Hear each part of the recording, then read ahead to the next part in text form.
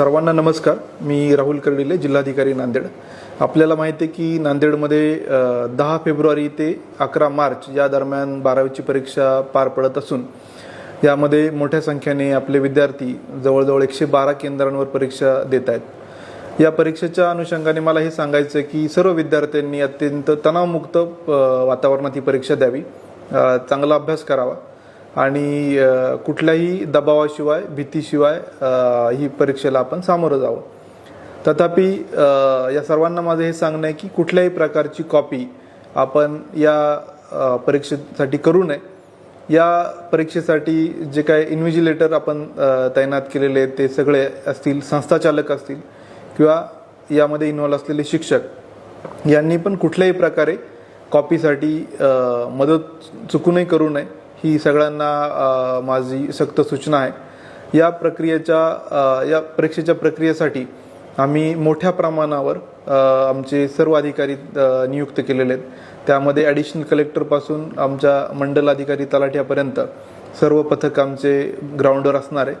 मी SP साहेब आणि जिल्हा परिषद मुख्य कार्यकारी CO हे पण जे आमच्याकडं जे डिफिकल्ट सेंटर आहे किंवा ज्या ठिकाणी गैरप्रकाराची शक्यता आहे अशा ठिकाणी स्वतः आम्ही हजर असणार असून बैठक पथक याचे केंद्र संचालक आणि त्या सगळ्यांची मोठी जबाबदारी आहे.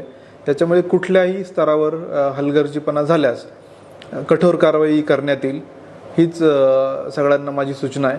आणि 100% आपण कॉपीमुक्त हे अभियान राबवणार आहोत.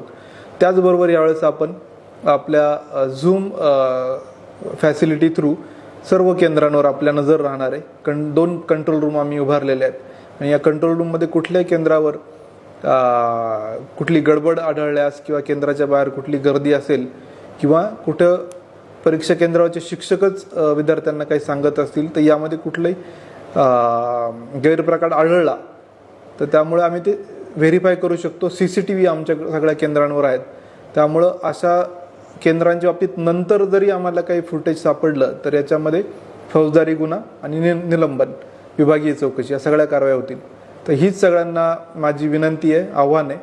आपण अत्यंत निर्भय वातावरणात ही परीक्षा द्यावी आणि कुठल्याही प्रकारे कॉपीचा सहारा घेऊ नये. धन्यवाद.